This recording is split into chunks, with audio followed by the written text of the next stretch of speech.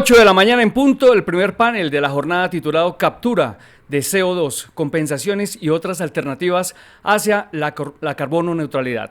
Casos regionales y globales. Tendrá la participación de Jorge Alberto Rodríguez, vicepresidente HSE y Sostenibilidad de CENIT. Julia Miranda, ex vicepresidenta de la Comisión Mundial de Áreas Protegidas de CEMAP de UICN, Marta Corredor, gerente de validación y verificación de Icontec, y Alex Saer, director de cambio climático del Ministerio de Ambiente y Desarrollo Sostenible, quien moderará el panel. Bienvenido, señor Saer.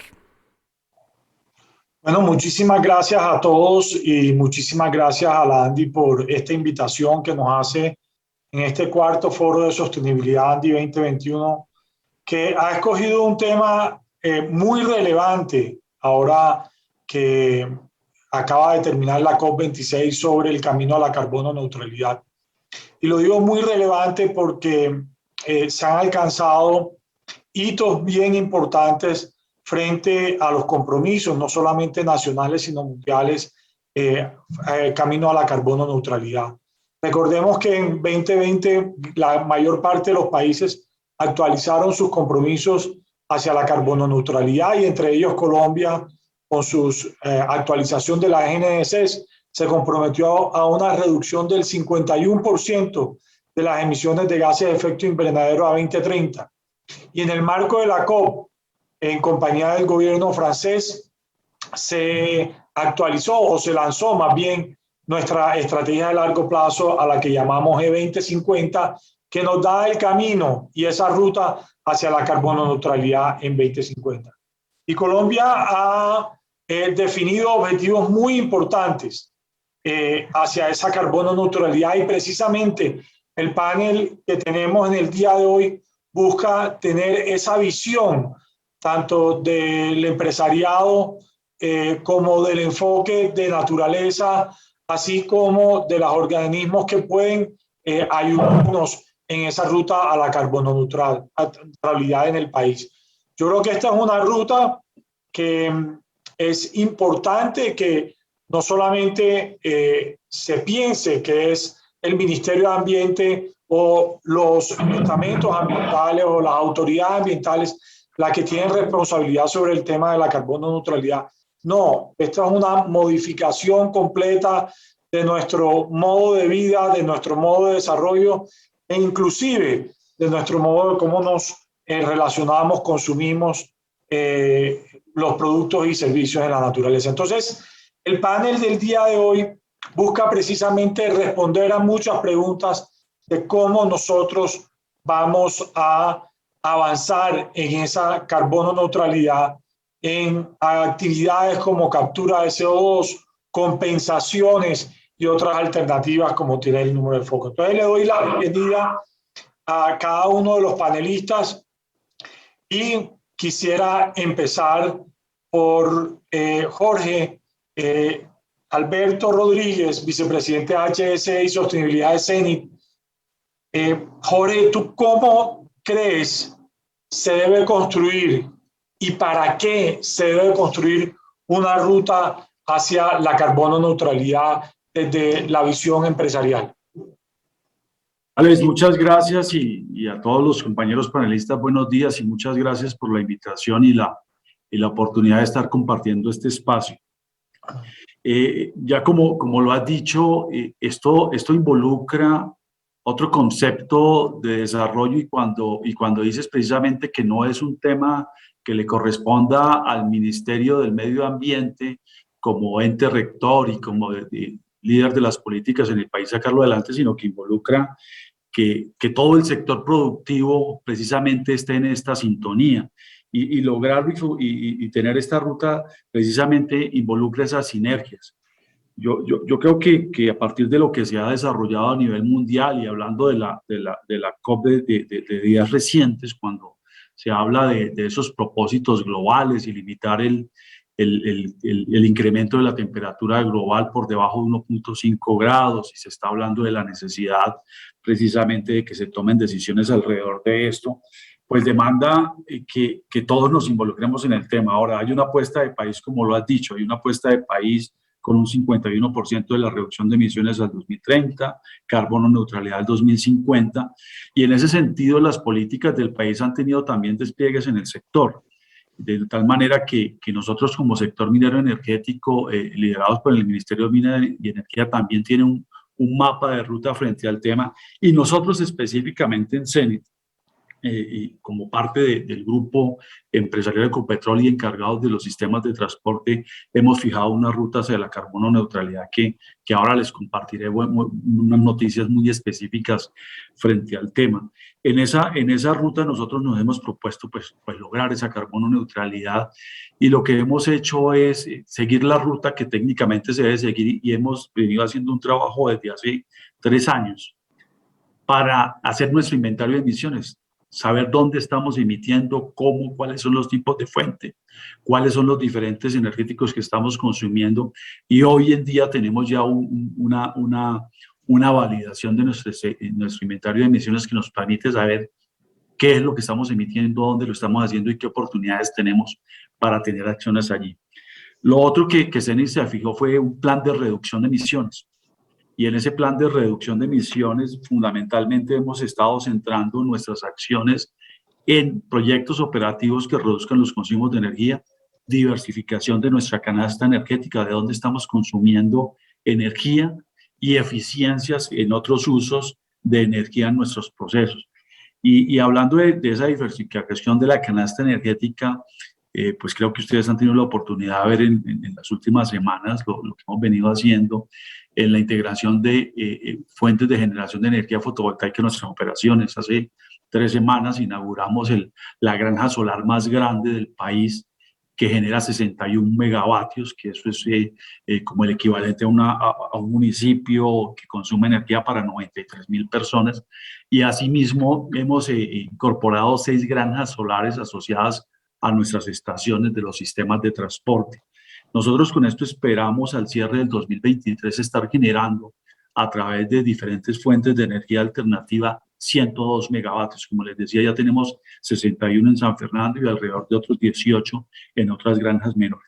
Y por otro lado, siendo conscientes de que tenemos todavía unas emisiones residuales que no alcanzamos a cubrir con los planes que tenemos de reducción de emisiones, hemos incursionado en temas, y aquí con la doctora Julia, que es nuestra autoridad en el tema, hablando de soluciones basadas en la naturaleza, y creo que hay una discusión muy importante a nivel mundial en nuestro país, y es que cuando uno habla de compensación, ¿cuál es la calidad de esas compensaciones de las emisiones?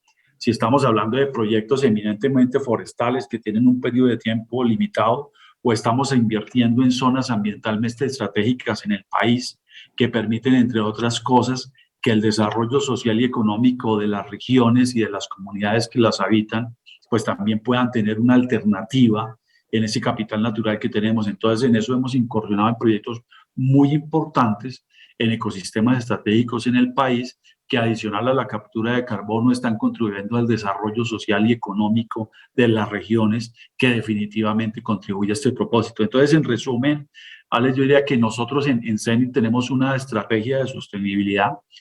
Uno de sus 4 objetivos es ser una empresa ambiental de alto desempeño y ambientalmente responsable, y fijamos una ruta de la descarbonización en la que tenemos un mapa de ruta con nuestras emisiones que ya las tenemos validadas.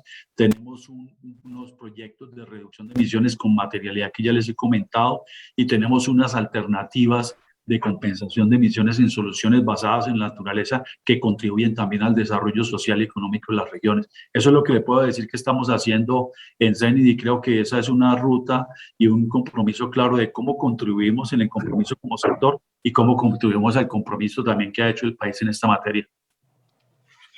Muchas gracias, Jorge. Y yo quisiera destacar una cosa, y quizás como para darle claridad a la audiencia. Cenit es la primera empresa del sector de petróleo y gas en recibir una certificación de carbono neutro, precisamente por el ICOTEC.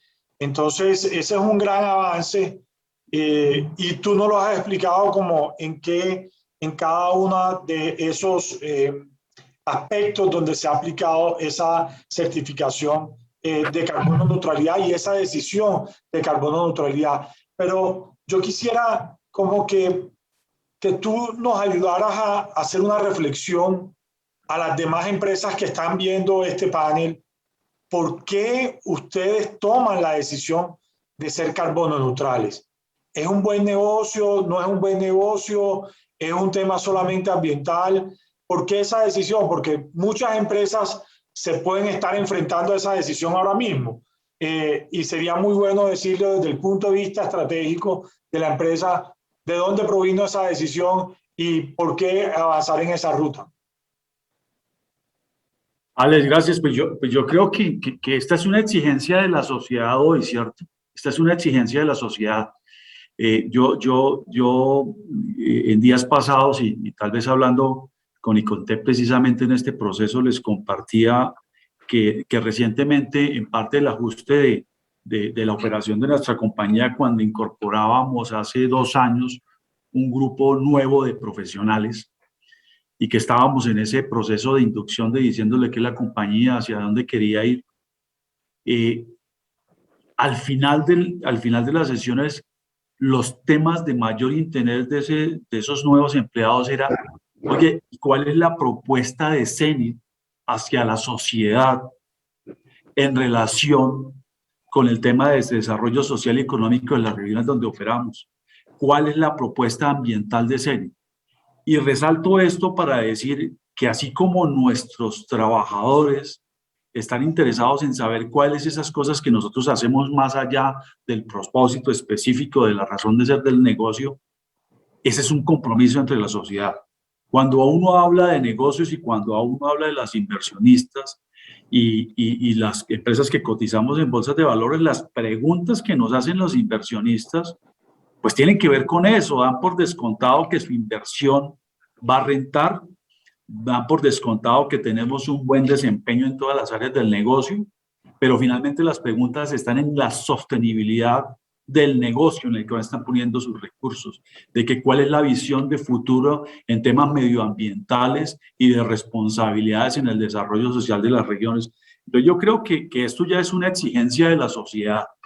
Y en todas las regiones donde nosotros operamos, nosotros somos una compañía que estamos presentes en 229 municipios del país, con sitios con una gran sensibilidad ambiental y con una gran riqueza natural, donde se está por descontado la exigencia que tenemos en esto. Y yo creo que lo que hemos hecho en la compañía es precisamente formular un direccionamiento que hace parte de nuestra estrategia. Nosotros consideramos que el enfoque de sostenibilidad de la compañía es un habilitador de toda la estrategia del negocio. Y en ese sentido vemos que efectivamente es necesario y que para que una empresa pueda perdurar en el tiempo, para un negocio de estos, necesariamente tiene que tener eso que en muchos lados se llama la licencia social y que hoy tiene en el tema medioambiental un requerimiento muy específico. Ese es el compromiso que hemos hecho. Creo que lo otro que resalto hablando de nuestros trabajadores, hay una gran dinámica en el país, en la industria, en los trabajadores queriendo saber que trabajan en una compañía que tiene este tipo de compromisos. Eso nos ha llevado a formular esta ruta y el compromiso que estamos materializando hoy en ese sentido. No, excelente, Jorge. Y es que hay un tema cuando uno piensa en estrategia corporativa, y es que el tema ambiental ya tiene mucha influencia de muchas partes interesadas, de los consumidores, de los clientes, de los inversionistas, que además buscan que en el buen manejo ambiental hay una disminución de los riesgos también de las empresas y se fortalezca su posición competitiva. Entonces no es un tema solamente de ambiente, que es importantísimo, sino también un tema de la estrategia corporativa es fundamental. Yo voy a comentar y pasar ahora a Julia. Y es muy importante, fíjense que en las 2 semanas que estuvimos en COP, algo bien interesante pude observar. Y es que en años anteriores el enfoque había sido mucho de mitigación a través del desarrollo tecnológico, la eficiencia energética, la eficiencia en los procesos y demás. Hubo 2 temas que me llamaron poderosamente la atención en la participación en la COP y que habían muchos foros paralelos y side events paralelos en los que pude participar, donde se resaltaban 2 temas. Uno, por un lado, economía circular, que empieza a crecer en el top de la agenda como un enfoque que se debería aportar desde las ciudades y desde las empresas, un enfoque de economía circular para mitigación del cambio climático. Y otro importantísimo son las soluciones basadas en la naturaleza. Yo estuve en varios foros paralelos de soluciones basadas en la naturaleza, no solamente con enfoque de adaptación al cambio climático, o sea, ese enfoque de poder preparar los territorios para lo que se va a presentar, sino con un enfoque también de mitigación del cambio climático. Entonces, las soluciones basadas en la naturaleza se empiezan a convertir como una opción muy buena y muy completa, con mucho involucramiento de la sociedad y de las comunidades en los temas de cambio climático. Y por eso tenemos a Julia hoy, para que, Julia, tú nos cuentes precisamente cómo las soluciones basadas en la naturaleza pueden contribuir a la carbono neutralidad, y si le puedes dar al público unos ejemplos de qué son esas soluciones basadas en la naturaleza que quizás no la conozcan. Claro que sí, Alex. Muy buenos días a todos. Es un honor para mí estar en este panel, además también acompañado porque estamos con empresas ejemplares que realmente son modelos a seguir en el país e internacionalmente. Y agradezco mucho a la Andy poder hablar de estos temas en este importante evento que ha organizado. Vale la pena recordar que las soluciones, el concepto de soluciones basadas en la naturaleza se desarrolló en el Congreso Mundial de la Naturaleza de la UICN, que tuvo lugar en el año 2016 en Hawái.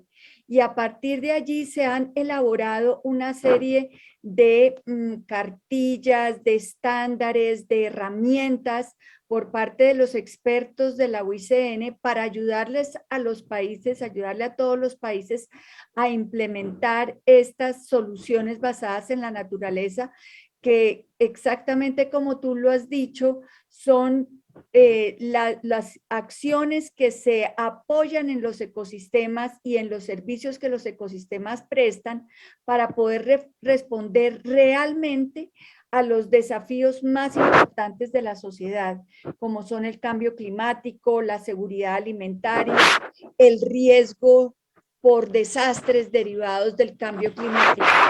Estas acciones aportan sin duda a combatir el cambio climático, la pérdida de biodiversidad y todas las grandes crisis que enfrenta hoy la humanidad.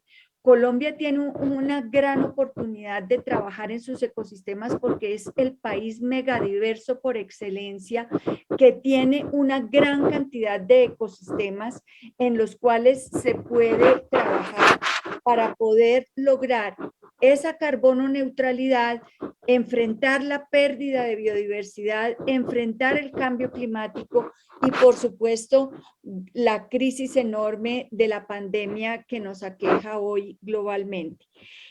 La UICN entonces se dedicó a desarrollar herramientas. Por ejemplo, hay un estándar global de las soluciones basadas en la naturaleza. Son documentos en español, inglés y francés puestos en la web de la UICN con descargue gratuito y que se centran en lograr identificar los sitios críticos, como bien lo decía Jorge, esos sitios especiales en los cuales se debe hacer los grandes esfuerzos, centrado en varios elementos importantes: la protección de esos ecosistemas, la restauración y el manejo sostenible de esos ecosistemas.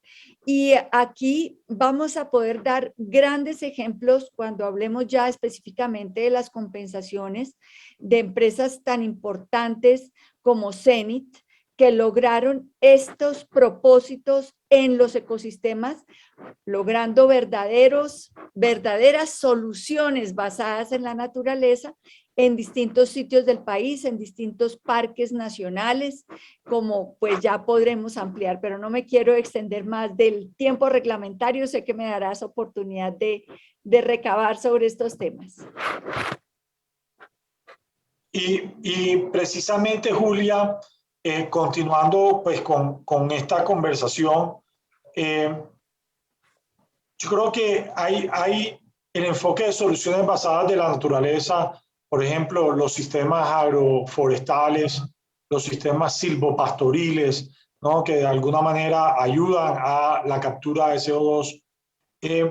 Mi pregunta es, más allá de enfrentar el cambio climático, ¿pueden estas compensaciones, estas soluciones basadas en la naturaleza, aportar al mismo tiempo a la biodiversidad y enfrentar al cambio climático? ¿Y cómo lo podrían hacer? El micrófono. Sin duda, sin duda, las soluciones basadas en la naturaleza, las compensaciones de las licencias ambientales han estado aportando desde hace tiempo ya en Colombia a lograr la conservación, la protección, la restauración. La UICN desarrolló varios conceptos interesantes, además de las áreas protegidas.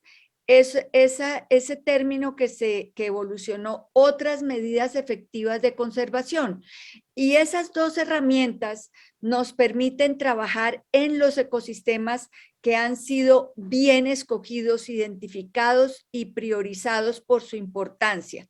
La UICN desarrolló un concepto importante que es el de los sitios claves de biodiversidad, en donde en la identificación de esos sitios claves para la biodiversidad está el secreto para poder invertir y realizar acciones que tengan grandes impactos. Y efectivamente así ha venido siendo se ha venido haciendo a través de importantísimas compensaciones de licencias ambientales.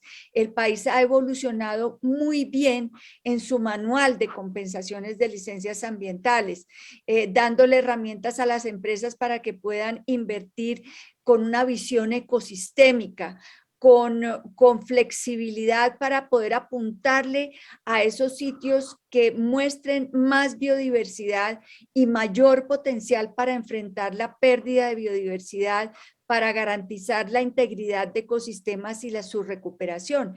Y puedo dar unos ejemplos interesantes. CENIT, por ejemplo, trabajó unas compensaciones muy importantes en los parques Yariguíes, Iguaque y el Cocuy. Entonces se identificaron, por ejemplo, en el Parque del Cocuy, sitios predios que tenían una importancia para el recurso hídrico, pero trascendental. Allí eran los nacimientos de agua de todo el oriente del país, estaban en manos de campesinos dentro del resguardo indígena UBA, y entonces con esos recursos se dedica Parques Nacionales con la empresa a identificar los predios y a comprarlos y a generar una consolidación del área protegida. Igualmente en Yariguíes, en Iguaque, como lo mencionábamos, empresas como Isagen, como CEPSA, como Ecopetrol, junto con la entidad pública, dedican sus recursos de compensaciones de licencias ambientales a comprar predios y a hacer proyectos de restauración con la comunidad. Esta acción tan importante con recursos que consiguió Parques Nacionales en los últimos años de cerca de 80.000 millones de pesos, plata que nunca podría tener proveniente del presupuesto general de la nación, y una contribución de la empresa privada extraordinaria con sus obligaciones de ley, de sus compensaciones, que en muchos casos unieron a sus programas voluntarios de responsabilidad social y ambiental. Entonces, uniendo esas platas, se pudo lograr grandes impactos positivos en estas áreas protegidas que indudablemente cumplen los requisitos o los estándares más altos de la UICN en cuanto a áreas de especial importancia para la biodiversidad, restauración, que como sabemos y se debió hablar bastante en la COP, comienza la década de la restauración, es trascendental la actividad de restauración para enfrentar todas estas amenazas de las que hemos hablado, cambio climático, pérdida de biodiversidad, etcétera. Y con esta acción positiva de las compensaciones, con la decisión de las empresas de hacerlo, pues los resultados son extraordinarios y se ven a largo plazo, porque esa es otra de las características que pide la UICN, que se invierta en sitios donde la conservación pueda ser de largo plazo. Y más adelante podemos hablar de lo que significa trabajar de manera efectiva en el manejo de esas áreas para poder lograr esos resultados. Perfecto, muchísimas gracias, Julia. Yo quiero darle ahora la palabra a Marta Corredor, Marta Corredor, gerente de validación y verificación del ICOTEC. Marta, en este camino y en estas rutas hacia la carbono neutralidad, es importante que esa ruta, y cuando se diga que uno es carbono neutral, sea, mejor dicho, cierto que uno es carbono neutral. Y ahí los organismos de certificación, de validación, de verificación y de certificación son muy importantes, y el rol que cumplen estos organismos como ICONTEC son muy importantes. Entonces, cuéntanos, Marta, en qué consiste esa certificación de carbono neutro que ustedes tienen y qué lecciones se tienen hasta el momento de la aplicación que han hecho de esta certificación a nivel nacional. Muy buenos días a todos. Gracias, Alex. Gracias a la Andy por la invitación que nos hacen a este importante foro. Es un honor participar con ustedes. Bueno, ICONTEC lleva ya varios años haciendo este proceso de certificación carbono neutro. Es importante entender que la certificación de carbono neutralidad reconoce el esfuerzo de las empresas que realizan sobre sus emisiones de CO2 equivalente. Esto pues obviamente son esfuerzos de las empresas en términos de cambios técnicos, operativos, organizativos, y tiene un propósito que es dar como la certeza de que esas reducciones son efectivas y que se están midiendo a través de unos estándares internacionales, como conocemos por lo menos la ISO 14064, estándares como el GHG Protocol, que es como el más fuerte en estas metodologías, y el PAS 2060, que nos permite como darle un peso un poco más técnico y que las empresas puedan tener esa trazabilidad. Adicional, también tenemos opciones, esta certificación tiene varias opciones. Si quiere la organización irse hacia el camino de la carbono neutralidad solo como organización, o también puede tener un producto que sea carbono neutro.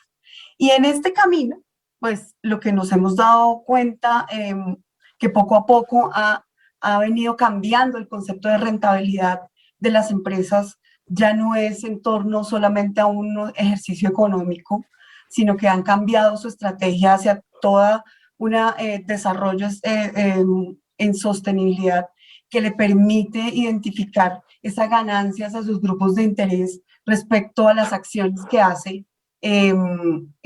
mitigando, digamos, este tipo de acciones de EGI, por ejemplo. Entonces tenemos, lo que te decía, tenemos un esfuerzo grande de las empresas, tenemos más de 100 empresas que ya han sido certificadas como carbono neutro, carbono organizacional y carbono producto. Esto requiere la formulación de una política de manejo de EGI y un plan de 3 o más años que permita de manera gradual. Nosotros hacemos verificaciones anuales para efectivamente hacer un seguimiento de ese plan de reducción de emisiones que les permite mantener su certificación de carbono neutro. esta certificación es de ciclo, significa que vamos a tener un otorgamiento en el primer año y año a año se va, digamos que, reforzando la certificación. Y hay otra que se hace en temas puntuales, que es la verificación de carbono neutro en un evento o producto. Se toma un año base que se escoja con las empresas y se compensa el 100% de las emisiones por medio de bonos de compensación y se entrega una declaración de conformidad. Esta es diferente. Lo primero que hacemos es verificación del carbono neutro y se verifica al 100% y allí solamente obtienen esa verificación de conformidad. La otra es la que tenemos para toda la organización. Lecciones aprendidas, pues todas vemos avance en las certificaciones, vemos remociones importantes, vemos reducciones importantes, apuestas que le están apostando también a las metas de país. Hoy día con los nuevos compromisos del presidente, pues se han dado a la tarea de alinearse hacia esa meta y pues vemos excelentes resultados. Nos han buscado mucho para hacer esta certificación. Estamos teniendo mucha fuerza con esta certificación gracias a la necesidad que tiene el sector también de mostrar esa gestión y que sea verídica, o sea, que no solamente sea un certificado, sino que realmente tenga todo un elemento técnico de fondo que permita tener esas certezas de remociones. Muchísimas gracias, Marta. Yo aquí quiero comentar que nosotros desde el gobierno lanzamos un programa que se llama Programa Nacional Carbono Neutralidad, que precisamente buscamos y tenemos la meta de que el próximo año nosotros podamos vincular a cerca de 1.000 empresas en que cumplan esa ruta hacia la carbono neutralidad. Sin embargo, desde el Ministerio de Ambiente nosotros facilitamos ese proceso, pero no certificamos, ni verificamos, ni certificamos ese proceso. Y puede ser una muy interesante pregunta a muchas empresas que nos estén viendo hoy, quizás ya están dentro de ese programa de carbono neutralidad del Ministerio de Ambiente, pero los que quieran certificarse como carbono neutralidad, mi pregunta para ti es, ¿cómo se verifica los certificados? ¿Cuáles son los desafíos? Bueno, en principio, digamos, el paso lo tenemos dividido en cinco grandes macroprocesos. Esto lo primero que tenemos que hacer es una cuantificación y reporte de la huella de carbono. O sea, esto es lo primero. Nosotros le decimos a nuestros aliados, este es el inventario que usted tiene. ¿Qué es lo que está generando? ¿Cuánto es? Y de hecho, este tipo de reportes le sirven a la política para tener una base, o sea, una base real ya verificada. Después hacemos una verificación de tercera parte de eso que se ha cuantificado para definir si vamos a hacer una neutralidad de huella de carbono, si efectivamente vamos en camino a esa neutralidad de huella de carbono. Posteriormente se hace la solicitud de verificación de neutralidad, o sea, digamos que estos 3 primeros pasos que mencioné los hace la empresa, ellos organizan todos sus temas y hacen la solicitud de verificación de neutralidad, hacemos la visita y pues dependiendo de la evaluación obtienen o no el certificado carbono neutro compensado. Ese es como los 5 pasos que tienen las empresas. Vale la pena aclarar que, digamos, en términos de país es importante definir sobre qué estándar nos vamos a evaluar. ¿Cuál es el estándar? Y si vale la pena también, a través también de nuestra otra función que es normalizador, definir cuáles son los estándares para el programa Carbono Neutro País. Porque vamos a tener una cantidad de iniciativas que de hecho a veces nos llegan aliados y organizaciones que han hecho un esfuerzo interesante pero que no tiene un respaldo técnico bueno y infortunadamente debemos decirle que no está listo para acceder a este tipo de servicios y a este tipo de certificaciones. Entonces, en el marco de Colombia Carbono Neutro vale la pena revisarlo. Creo que ya con el equipo del ministerio hemos hecho algunas revisiones internas, ver la pertinencia de generar una norma país para que este sea referente y estos pasos sean muy claros para nuestros empresarios, ver cuál es el camino y que le estén apostando a la meta.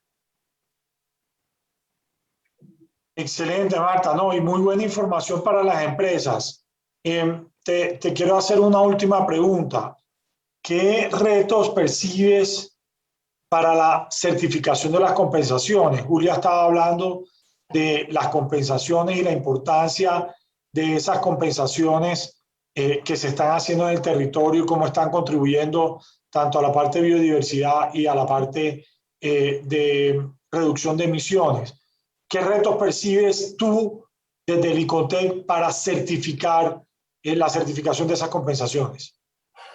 Bueno, ya esto es un tema más de la experiencia con las organizaciones y de cómo perciben el tema. Este tema ya empezó a ser del día a día de las organizaciones, entonces es importante que el gobierno nacional promueva incentivos económicos ambientales por reducir o mitigar emisiones, o que sean más claros en esos incentivos para las organizaciones, es decir, por dónde es que debemos caminar.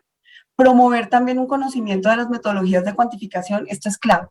Por lo que te decía anteriormente, nosotros encontramos en el mercado, incluso usted puede meterse a una página y buscar una calculadora de huella, cualquiera de esta que sea, pero no tiene unos estándares, digamos, definitivos para tomar esos datos como finales y como oficiales. Mecanismos de compensación, ser muy claros, hablarle a las organizaciones en términos sencillos. Yo creo que a veces que nosotros nos hemos acercado, nos dicen, wow, cuénteme qué es esto porque quiero hacerlo, pero es que eso se ve como muy complejo. Y cuando les hablamos les bajamos un poquito la terminología y les explicamos realmente en qué consiste, ya la cosa empieza a tener sentido, no solamente ambiental, sino económico. Y desde el punto de vista social, pues vemos que las empresas han cambiado su forma de ver el mercado.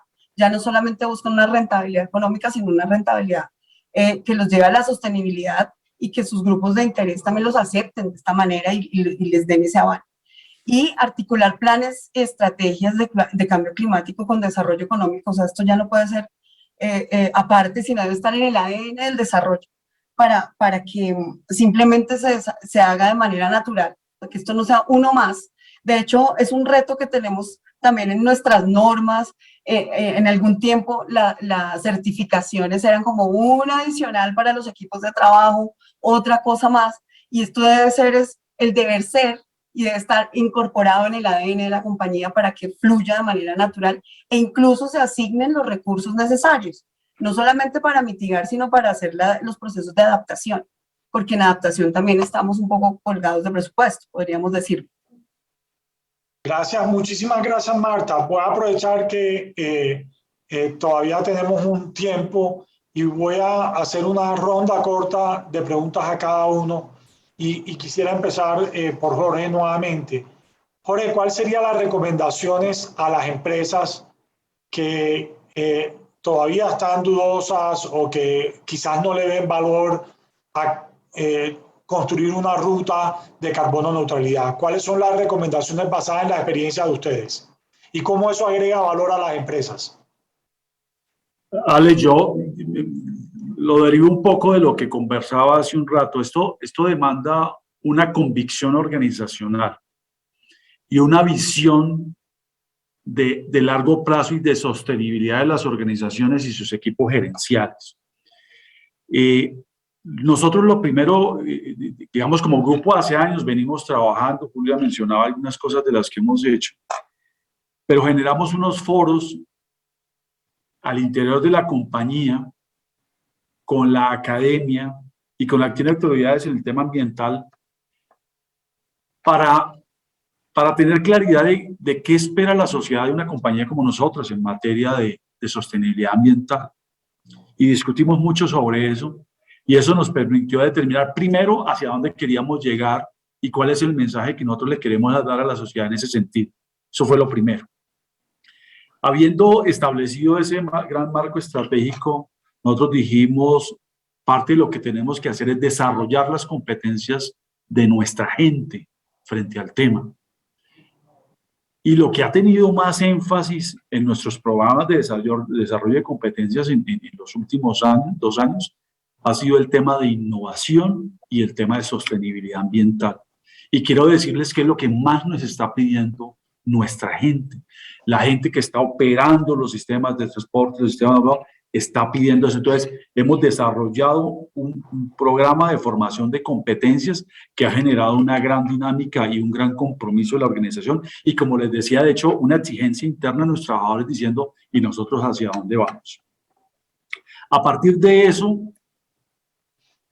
también hemos consolidado un área dentro de la compañía que es como el ente rector y el que direcciona el tema. Como les decía, yo estoy al frente de una vicepresidencia que se llama la Vicepresidencia de HSE y Sostenibilidad de la compañía. Esa es parte de la convicción de la compañía, generar una organización que cada uno la tendrá de acuerdo con sus dimensiones y sus necesidades.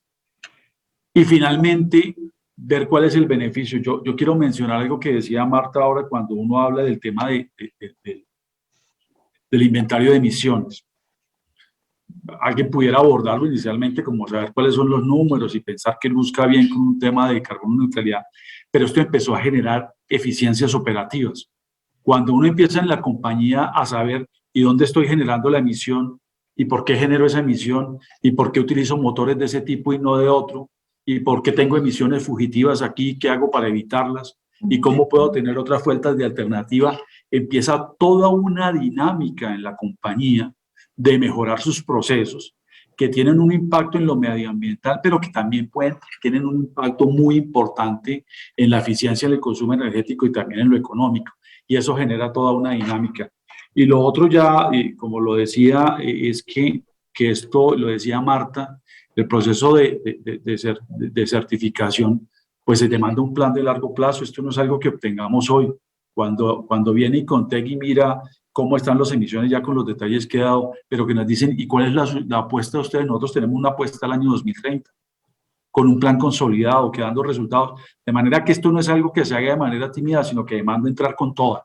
Y lo otro ya lo dijo Julia, y creo que en un país como el nuestro, con esta gran diversidad, pero también un país tan pobre, yo creo que una de las cosas que hemos hecho con la industria y que hemos evolucionado mucho, como lo decía Julia, con las autoridades ambientales, con la academia, es encontrar que estas inversiones de obligaciones, pero también con recursos voluntarios, están aportando a esa conservación, a esa restauración en muchas zonas del país, y que yo creo que hay un reto muy importante para Colombia y de que esto le genere ingresos a las comunidades en esos sitios. Hay una gran oportunidad de que nuestra gente viva de ese capital natural que tenemos en la región. Entonces, los proyectos que hagamos para esa compensación deben tener todos esos como beneficios.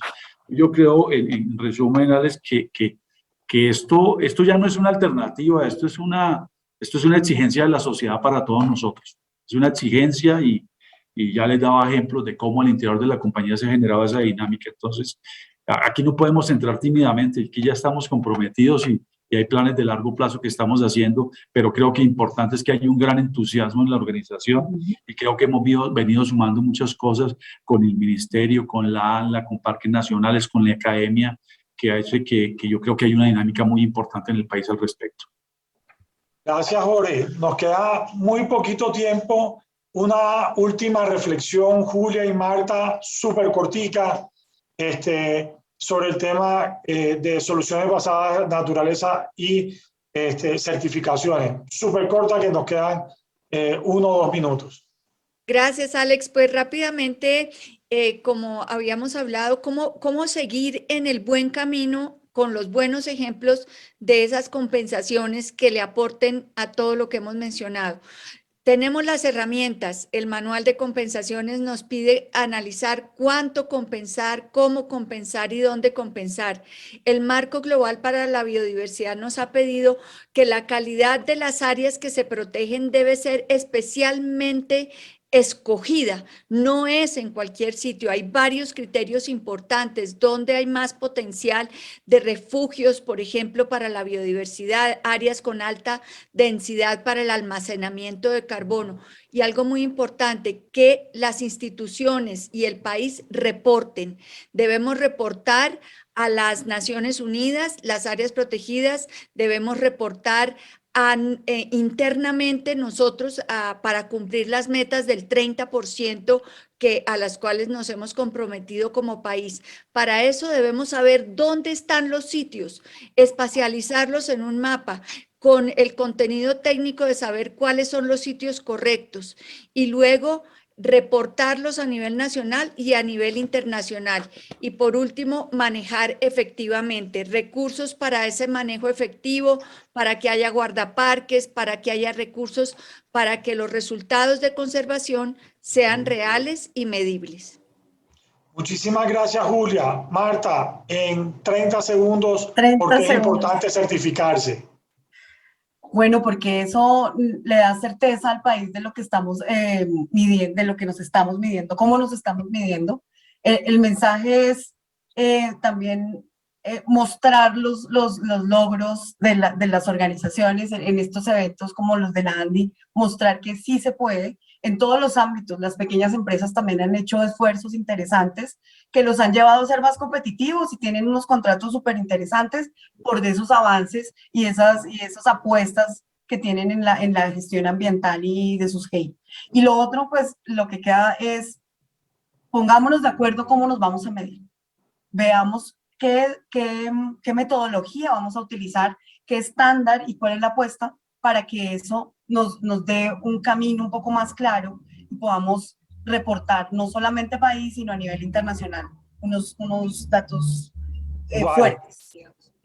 Muchísimas gracias a Jorge, a Julia y a Marta. Yo creo que ha sido un panel muy interesante. El país le está apostando duro a la carbono neutralidad y con esto evidenciamos que las empresas, las instituciones están trabajando también en ese gran objetivo. Muchísimas gracias a todos por su participación y nuevamente a la ANDI por este espacio. Muchas gracias. Gracias al excelente moderador. Gracias. Gracias. Muchas gracias. Hasta luego. Muy bien, y siendo las 8 de la mañana, ya 47 minutos, damos las gracias a todos los panelistas por sus intervenciones.